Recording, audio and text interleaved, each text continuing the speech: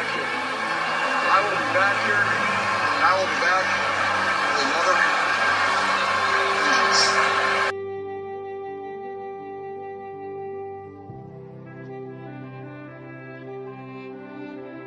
Yeah, we'll lick our wounds. We'll get over this. We'll be fired up for next year. Garoppolo has time, stands in, going deep, going for it all, and it's caught for the touchdown! On fourth down, Deebo Samuel for 6. Garoppolo's got all day. He's going to launch it deep down the field, going for it all, and getting it! Emmanuel Sanders, not touched, still on his feet, inside the 10, and he scores! 75-yard bomb from Jimmy Garoppolo to Emmanuel Sanders. Wilson, pressure off the edge, releases it, and it is intercepted by Greenlaw. Trey Greenlaw now on the return. As he's still on his feet with blockers in front. Trey Greenlaw down the sideline. Can you believe this? Looks like football, baby. Pass is caught. Kittle breaks one tackle. Another. Wow, what a touchdown for George Kittle. Goff throws and it's intercepted. It's picked off by Warner. Fred Warner for the touchdown. Jeff Wilson has come in at running back. Garoppolo's throw is caught by Jeff Wilson. He's going to score a touchdown for the 49ers.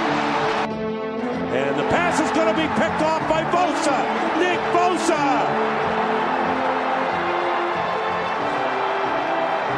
Can't bring him down till he gets to the 8-yard line. Wow. Now Evans in the slot. Winston picked off.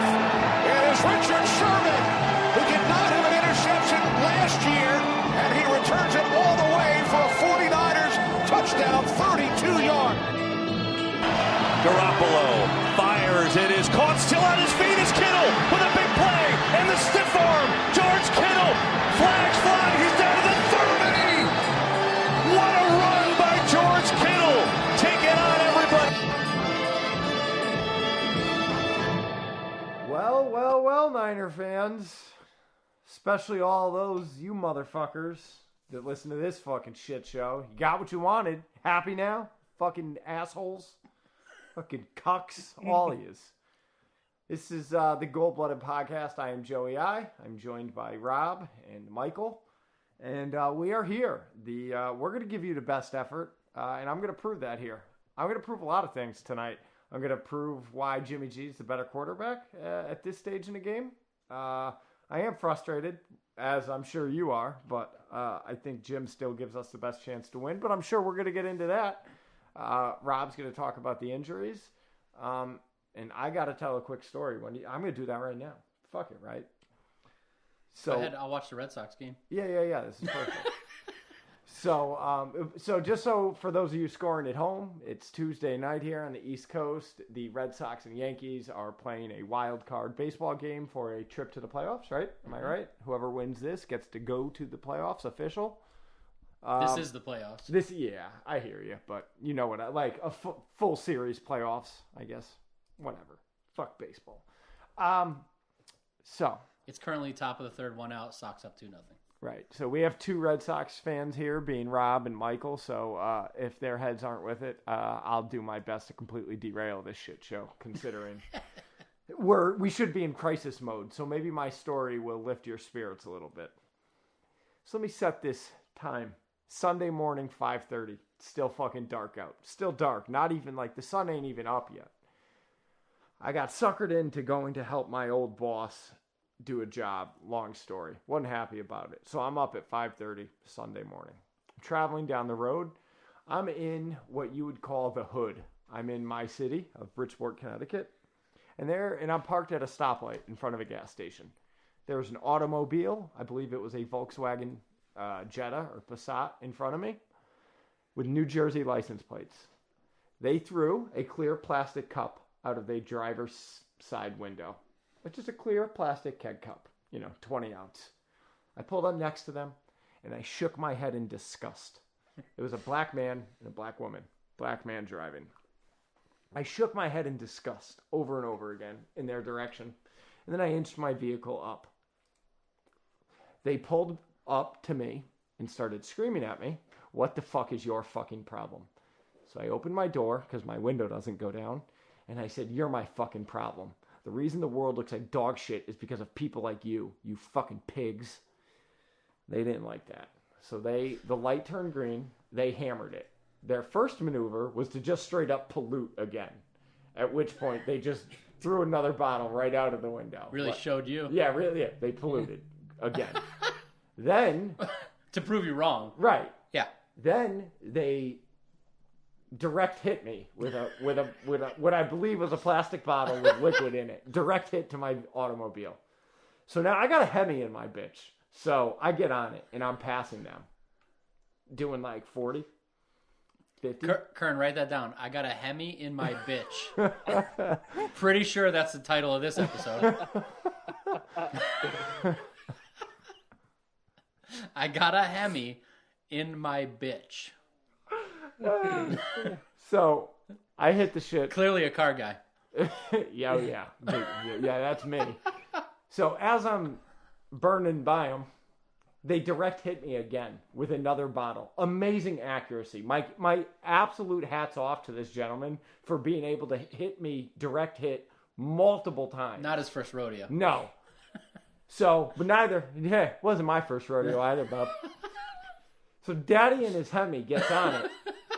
And Oh, that might be a better title. Daddy and his Hemi. That might be. I think it is.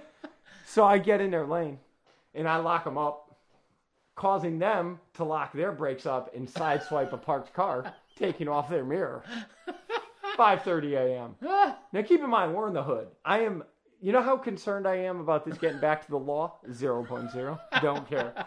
This is all allegedly, and I just, again. So they are not happy now because, they just hit a fucking car going like 40. So, It's wild they kept control and didn't pull him into the rest yeah, of the no.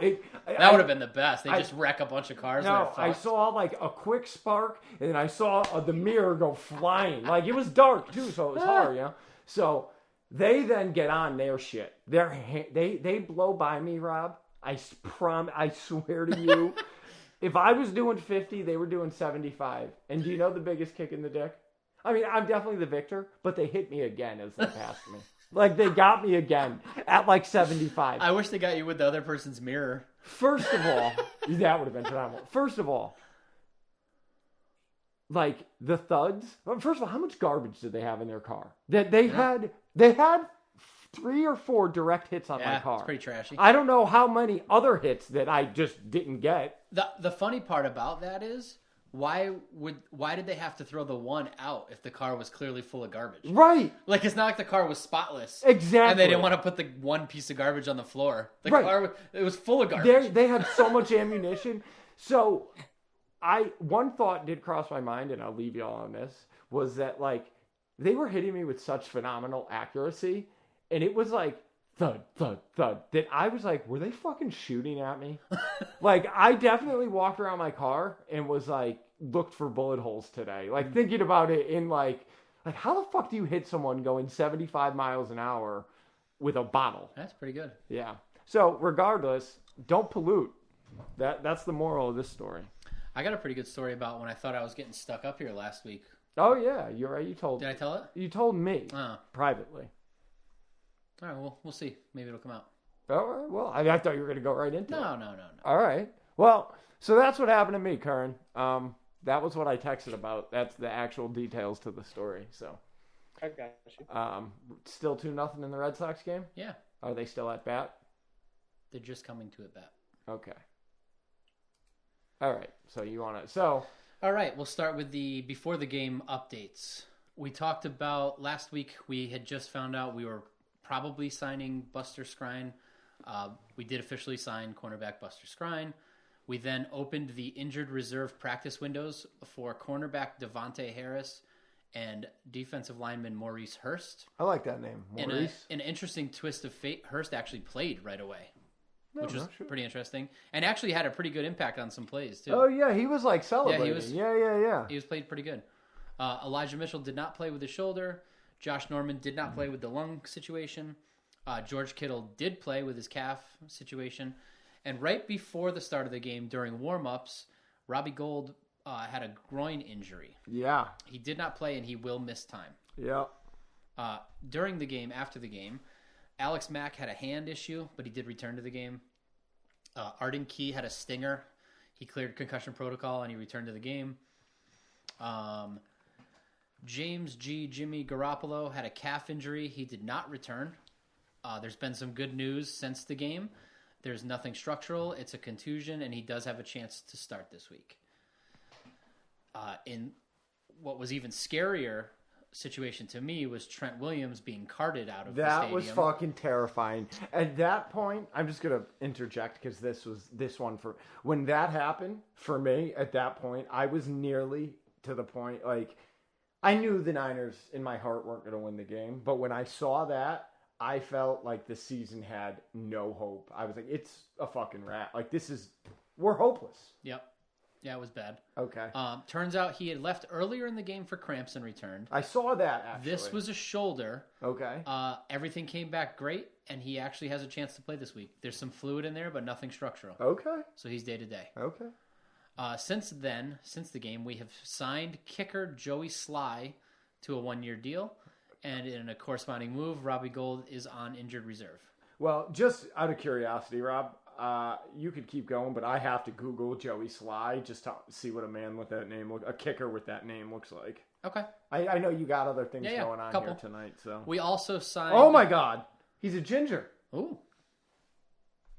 Did you notice? No, I didn't know anything. He might be your cousin. I'll bring him up for you. Oh, you bring him up for you. He's your family. Huh. Look at that. He looks like an O'Doyle. He does. He don't look like a kicker, I'll tell you that. No, he looks like he could jack someone up. Yeah. It looks like him and Mitch together might fucking lay some wood. That might be the new duo. Look at him there. He's the thick boy. He might beat the brakes off Robbie Gould. Yeah. Might? No, I mean, if they get in a fist fight, no question. Robbie doesn't have a chance. That's what I'm saying, is he might just haul off, beat his ass, take his job. I don't know if he's a good kicker. That's a thick boy. Yeah. Kern, you get a look at him? He's pretty thick for a kicker. I'm finding out the over-under of him taking Robbie's job or jaw. Did you find out how big his penis is? Oh, that's a home run, Kern. Kern, home run. Yeah, 3-0. Mr. Kyle. Fuck the Yankees and their fans. Unless they're our fans. Unless they're Niner fans. Yeah, he's big. He's a big boy. Oh, I got to tell you. If Flanagan, Flowers, or Al-Shire goes down, I'm pretty sure he could fill in. Yes. Yeah. He might give Mitch a run for his money for best tackler on the kicking team. Real quick, on the way up, I stopped at a Stop and Shop here tonight, and I saw a guy that had a gray San Francisco hat on, 49ers, and at first I was like, ooh, I want to talk to this guy, and then I looked a little closer into him as a human, and I was like, and I have a red San Francisco Giants hat on, and I was like, I will do anything not to have this guy talk to me about football right now. Please leave me the fuck alone. So, all right. So we've also signed linebacker Terrell Adams, tight end Jordan Matthews, and wide receiver Connor Weddington to the practice squad, and also released linebacker Curtis Bolton, running back Kerryon Johnson, and running back Chris Thompson from the practice squad. Later, Kerryon. So to me, weird. That means to me, I'm guessing that Elijah Mitchell's pointing in the right direction. And I want to say that the other guy has got to be gearing up. The other guy that we haven't seen yet, that was on IR to start the season. Jeff Wilson. Jaquez Patrick. Jeff Wilson. No, Jaquez Patrick is playing. He played this past week. Joe's talking about Jeff Wilson, who's been on IR. Jeff Wilson, yeah. I would think just gearing up, maybe a couple weeks. I think they talked mid-season for him. Oh, okay. We have a bye week after this game. I thought it would be after the bye. And obviously Trey Sermon looked a lot better this week, so that's part of it. All right. So the 49ers played a game against Seattle. They lost. A lot of things happened. I'm sure we're going to cover them here. The game started, and it couldn't have gone better. Right. Offense looked amazing. Three drives in. Couldn't have gone better. Defense was just doing it. you gotta feel like if Robbie Gould or even if Wisnowski made that 41-yarder, it could have changed the trajectory of the game. Just momentum-wise. Yeah. I think that was like, at that point, our issues were glaring. You know, you miss a field goal. And then it was clear that something happened with Jimmy, right? What was he, 8 for 8 to start the game? And then he said he was injured on the first series or early in the game. So it was clear that he wasn't the same person throughout that first half. That's how I feel, at least. Okay.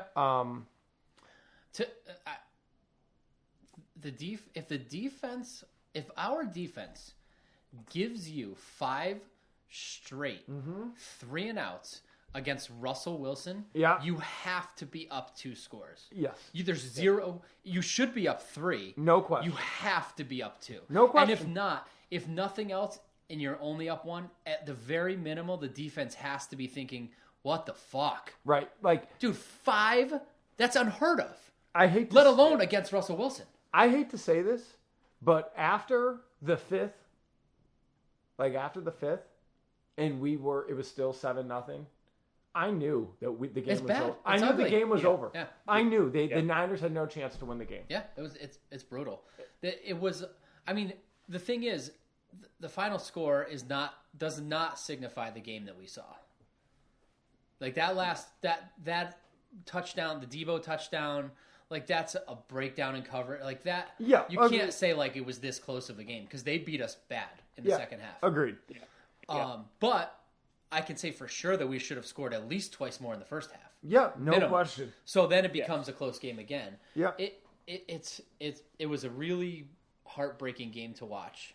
To watch how well the offense played the first drive and how well the defense played the whole first quarter was like, that's what we expect from this team. The first half. Even. And that's against a Super Bowl contending team that thought they were. They're 1-3, which quite honestly, I'd rather face Seattle at 3-0. No, they're 2-2 now. I mean 1-2 when we got them. Yeah. I would rather face Seattle at 3-0 than 1-2 because they don't lose those games in a row. Right. And to think that we were blowing them, like we were just brutalizing them, dominating them in the beginning of that game, a team that I expected to put up a huge fight, it's very frustrating to have it turn out the way it did. Like that makes it so much worse to me. It's really painful. So I saw a little bit of the Jimmy presser, and that was heartbreaking. It seemed like he was frustrated, right? Would that be like? And I mean, honestly, as fans, it's to the point where if Trey Lance can't do it, we're fucked long term because he's not the answer, right? Like, it's glaring. Like we're 3 games in again, and here we are. Yeah, didn't make it 3 full games. Or did he? It's not even that. You know, that's not even the thing for me. Like, the thing for me is, if you can play, why is a calf injury so devastating to a guy like Jimmy Garoppolo? Right. Like, other quarterbacks gut that out and win a fucking game. Do you think... Russell Wilson doesn't leave that game with a calf injury. He fucking duct tapes it and goes back out there. Do you think Shanahan... No, I think there's something wrong with Jimmy because it's the same thing last year. Like all those games, we find out later on that he had some injury, you know, the high ankle or whatever the fuck it was. But he's out there playing the game. I mean, George Kittle started this game. We didn't know if he was going to play at all, and he was out there mowing dudes down. Like that's a fucking football player. That's how that should go. No question. Like you gut it out and you fucking, you know, was it Byron Leftwich got carried down the field with a broken leg and threw the fucking game-winning touchdown. Like, right, that was all. What the fuck? Yeah, That's what you do. You're a fucking football player. It just seems like he's got a chance to play this week. There's no major issue. This and the other thing, right? Like if you're fine enough to stand there, you're a cunt. I'm sorry. I'm going to say it. Yeah. I'm a Jimmy supporter. I still think he gives us the best chance to win the game. I agree. But he's a pussy, especially after seeing Trey Lance, you know, deer in headlights. Let's be for real. The first both Deebo touchdowns were. You know what I mean? Well, here's the thing about Trey Lance. I'm not as hard on him as you for a couple reasons. I'm not being hard on him, but he wasn't great. That was not a great outing. Well, it's not going to be. He had 0 snaps leading up to the game. He had no warm-up. I hear he didn't practice as the number one. No, he was playing scout team. He played Russell Wilson all week. Those are his reps. I understand, but he also has to be prepared to be the backup. He also escaped pressure so many times. You could see what the possibility is there. I mean, some of those sacks he escaped were absurd. Yeah. I mean, those were like Russell Wilson escapes some of those times. He should have been dead in the fucking water, and he got out of those. I think also another problem is I don't think they knew he was coming in until the end of halftime. Like it wasn't that's like what it sounded like. Yeah, like it wasn't like at the beginning of halftime. All right, let's get this together before we go back out there and get Trey where he needs to be. Like that first drive was Jimmy's plays. Like those were plays that were set for Jimmy, and Kyle's scrambling trying to come up with new plays and come up with the way to do this with Trey. I don't think that was fair. I'll be perfectly honest. I think the most important thing right now when we start practice this week is that we know who's starting. If Jimmy's borderline, they need to decide it's Trey right now because he needs the full week of practice. Yeah, you can't give Trey a short week. You can't give a rookie a short week. No, you could give Jimmy a short week maybe, right. But quite honestly, I think we make the decision now and just go for it. And I think Shanahan with a full week with Trey Lance, I think we got a better shot with Arizona than anybody thinks because of the way that second half. If Jimmy is going to look like he did in the second quarter and not the first quarter, see you later. Then you gotta go with the guy that I don't know. So, when you give him a week to put those plays in that he had with RG3 and to come up with this game plan, that's the game plan was for Jimmy. It wasn't for Trey. Right. And so they're scrambling, trying to make adjustments, and they did. But I think if they had the full halftime to make adjustments, I mean, he got us back in the game. At the end of the day, we were one score away. So it's super. It was very heartbreaking. It was definitely uplifting news to hear that Jimmy and Trent are possibilities to play. Yes. It was also painful to watch Sherman play so well. Oh, I didn't watch that game. Yeah. The good news is that our guys are playing well too. Dre Kirkpatrick played well. Did he get hurt? Mosley's playing well. No, I don't think so. He had a PI, but other than that, he played pretty good. That's what it was. Mosley's playing well. The secondary looked pretty decent considering we had no K1. K1's usually the locket killer, and we didn't have him. I think that the defense played exceptional. Watching them fucking ragdoll Russell Wilson over and over was the highlight of my fucking season. It was great to get some sacks in on him. And he took some good ones too. He got hit pretty good. I'll go one step further.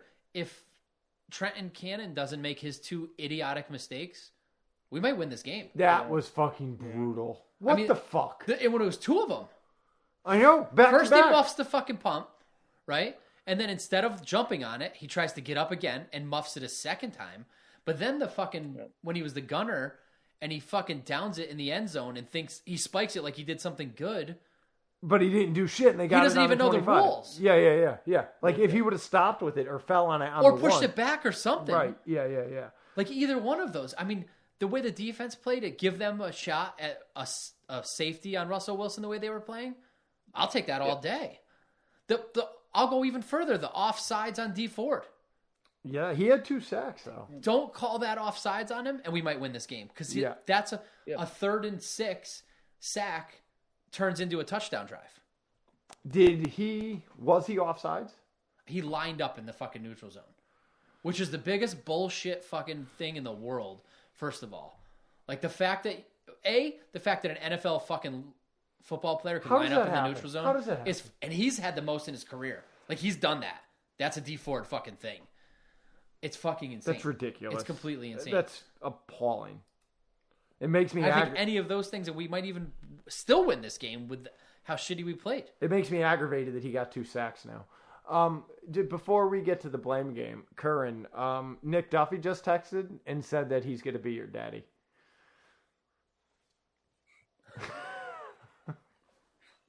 Okay, Duffy. Oh, Curran's speechless. I'm just telling you. I'm just being a messenger. I'm going to let him know. Oh, boy.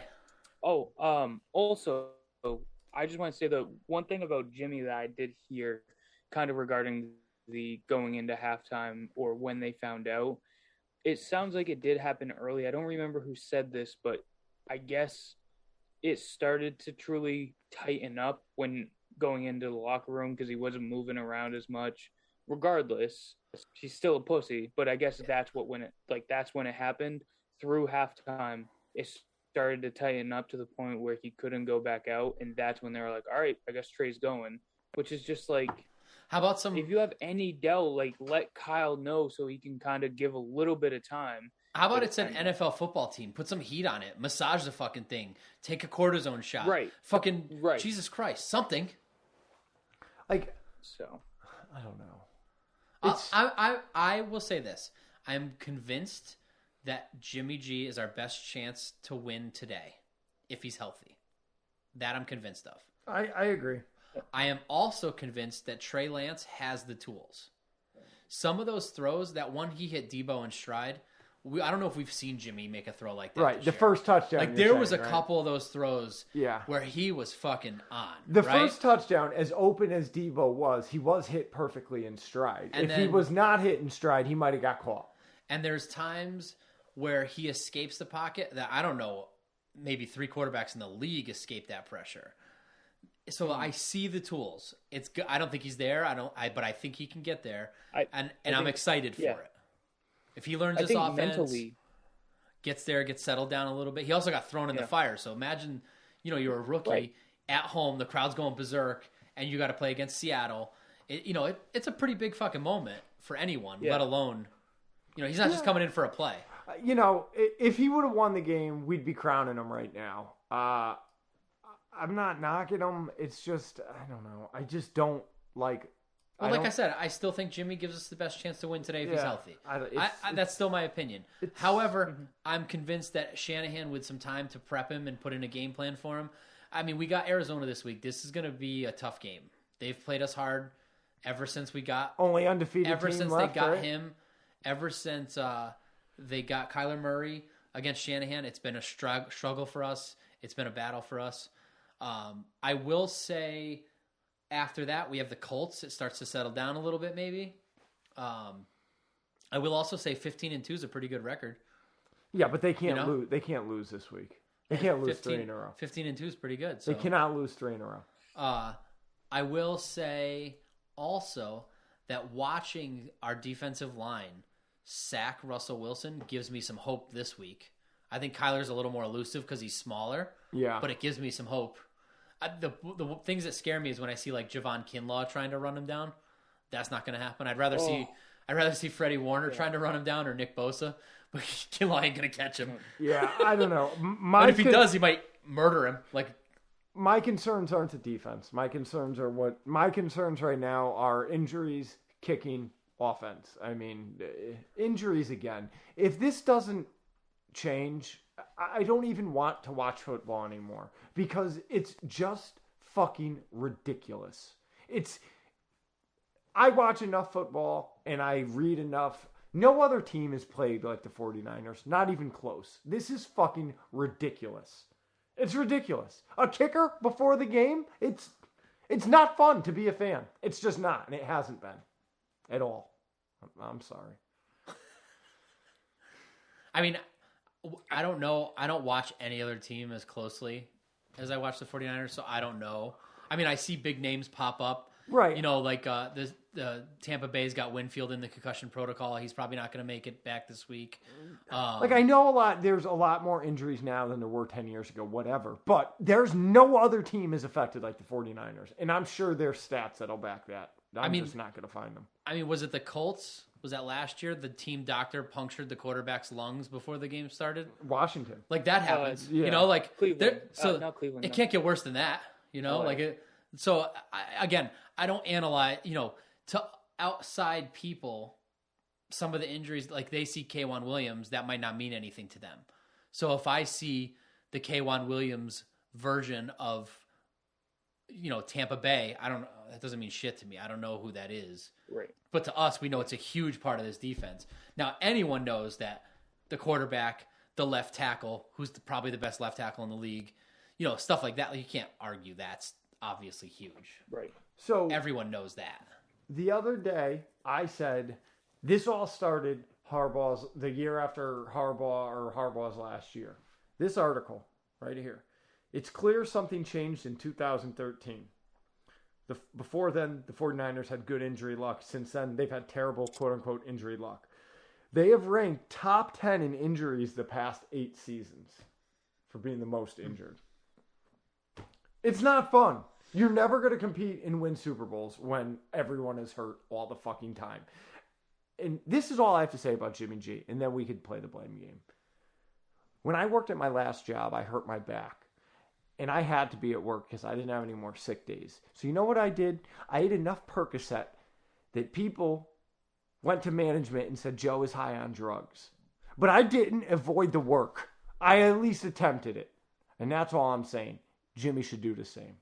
Fucking pussy. Blame game, Rob. Although I don't feel like it's fair to put it all on this person, I do feel like if this person didn't do what they did, we might win this game. So I'm going to go Trenton Cannon. Okay.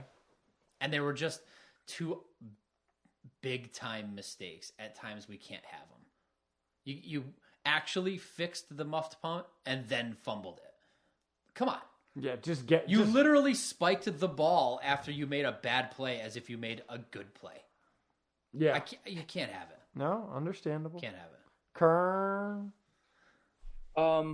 So I know there's a lot of reasons why you could say this or that on why it shouldn't be this guy, but I'm going to give it to Kyle because I feel like the past 2 weeks, D'Amico Ryans has coached a very good defense and allowed the offense to breathe.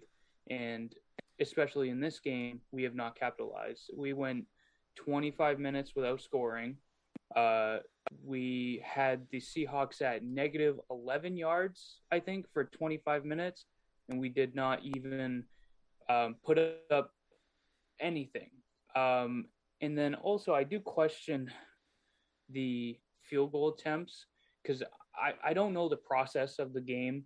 I don't know if Mitch tried it before the game and it was going all right or this or that. But I don't understand why we even attempt extra points. Or he made the first one. He did make the first one. Even the missed field goals were pretty close. Right. It was they weren't way off. No, it was like right there, but still, like, you've got your fullback holding. You know what I mean? I will say this. Right. When I saw the first attempt by Mitch, and I saw Juszczyk holding the ball, I went, is this a fake? Because I didn't realize goal was out. Right. Right? But yeah. After 2 or 3, that's the time to sneak a fake in there. Right. You would think. I mean, who do you want better taking that snap? Yeah. Especially he just pops up and takes it. Like you found a way to get him there. Yeah. Like, yeah. I don't know. Or, I don't know. I guess my problem was with it is after missing even one, statistically, most of those chances that we did go for that, they were like 2 yards from the first down, and we have statistically done very well on fourth down. I don't know why we don't just go for it. Honestly, we're playing Seattle. I just especially when you're coming from behind. He made that first one, right? And I mean, let's say he before the Jimmy injury, let's say he throws Trey in there for that thing that he does. He's been successful. I would say it's even for the rest of the game. I would say it's even more so that Trey's playing that we should be going for it. Yeah, it's harder for them to defend. Yeah. So that's why I go Kyle this week, just because of how That's fair. Fair. My blame game, I think it's pretty obvious. I'm blaming Jimmy Garoppolo's genetics. It's just they're not there. They're not up to snuff. If DNA can't, if this guy can't get some, what are they called? What's that? Stem cells, baby stem cells, fetus juice. Whatever you got to get this guy to get him right, either get him fixed or get him the fuck out of there because it's just, you either got to give all the time. I hate to say this, but if it's going to be like this, then you just got to go with Trey. You just got to prepare him to go.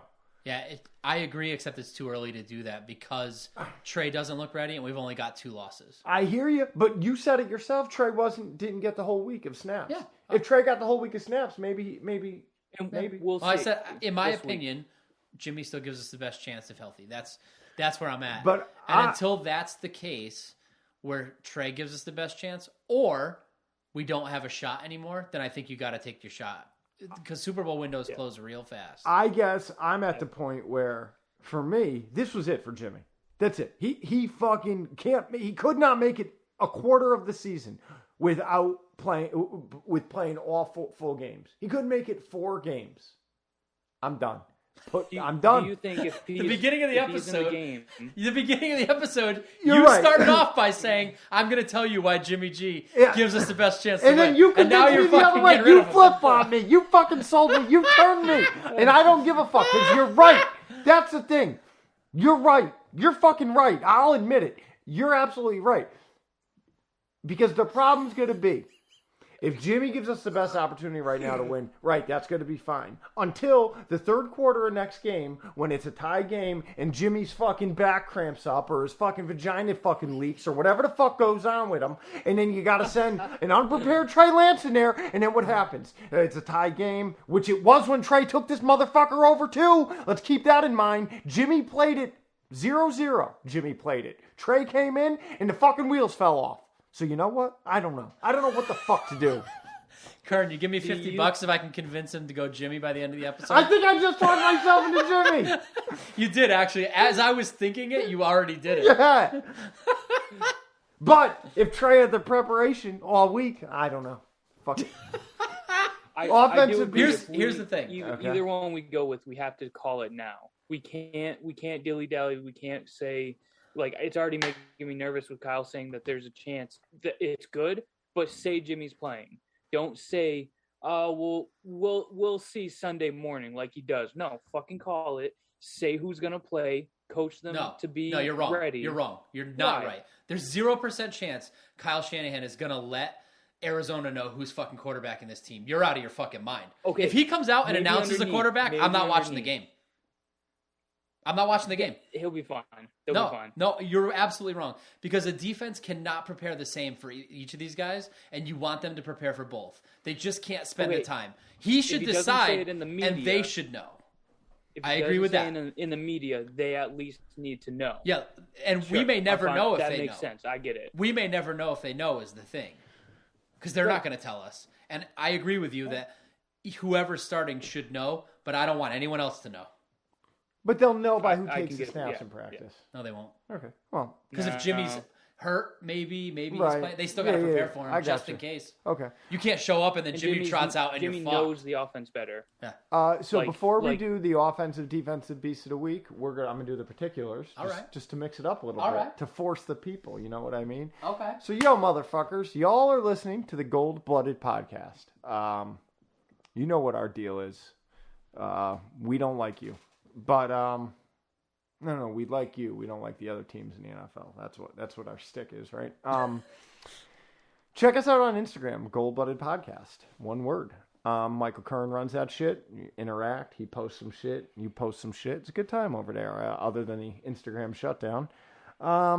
Send us an email because that's the best way to get us. You could send us a voicemail via the email. We'll play that shit. You could send us just words. I'll read them. We don't give a fuck. Y'all people send us 100 emails. We'll read 100 emails. I don't give a fuck. goldbloodedpodcast@gmail.com. There's a Patreon. We don't make no money with this bullshit. So help us help you. Patreon /goldbloodedpodcast. The t-shirts. Everybody wants to know what the deal with the t-shirt is. Here's the deal. Monday, I have Monday off from my work. I'm going to get our bank account up and going on Monday. We're going to get what's this thing called? What is it? Big Cartel? Big Cartel set. And I'm going to actually pick the shirts up on Monday. So I'm going to do all that running around Monday afternoon for you people. So I would imagine by the Sunday of the bye week, you guys will be buying t-shirts. So, maybe even by next Tuesday, hopefully. I mean, if everything goes smoothly, Monday, you'll have t-shirts Tuesday. With that said, I told you where to go to Patreon. Reviews, you fucking cucks. That's what helps us. Help us help you. You could leave a 5-star review or a 1-star, but it's got to be funny. So however you listen, podcast, Podbean, YouTube, whatever. Do it. Just fucking do it. Do it. Leave the review, you fuck. Did I miss anything about? Oh, our sponsor, Lucky Rose Tattoo in Middlebury, Connecticut. We'd appreciate it if you got yourself over there and got a tattoo. It'd mean even more to us if you got a 49er tattoo over there. But, you want to get a fucking fairy on your wrist or whatever the kids are doing. I guess we could, we'll do that too. But, We prefer 49er tattoos. All right. We gotta do the offensive and defensive beast of the week. I'm not singing because they can't fucking win a goddamn game. Last in the division round. So it doesn't matter that the first 12 touchdowns went to 12 different people. That don't matter. No. You want to know why it doesn't matter? Because you're last in the division. Right now, the playoffs started today. No playoffs for us again. I don't know if either of you saw it, but Kittle called the Dwelly touchdown in the huddle before the Dwelly touchdown. I did not see that. Heard about it, but I haven't seen that clip yet. Deebo was mic'd up, and in the huddle, Kittle goes, touchdown Dwelly. Next play, touchdown Dwelly. Wow. Pretty cool. All right. Well, on your note there, Trey Lance had 157 yards, but no biggie. I'm going to go first. It's very easy for me. Deebo Samuel, fucking savage. 8 catches, 156, 2 touchdowns. The fucking man is an animal. He fucking, in my opinion, he's the best. He's one of the most physical wide receivers I've seen play football in a long time. I would give him the ball on 4th and goal from the 2. Yeah. I would hand it off to him up the middle. I would. Or outside. Yeah. Or throw it. Or whatever. Yeah. Yeah. He had a rush for 1 yard, but yeah. No, he's the man. He is everything that we thought he was going to be. And then some. Go ahead, Kern. I think it's a clean sheet. Well, unless you go with someone different. Deebo. It's kind of clear at this point that he is forming himself into a number 1. Has been for a little while, but I think only we see it. Everybody else is getting put on notice, and I hope he keeps producing like this and stays healthy.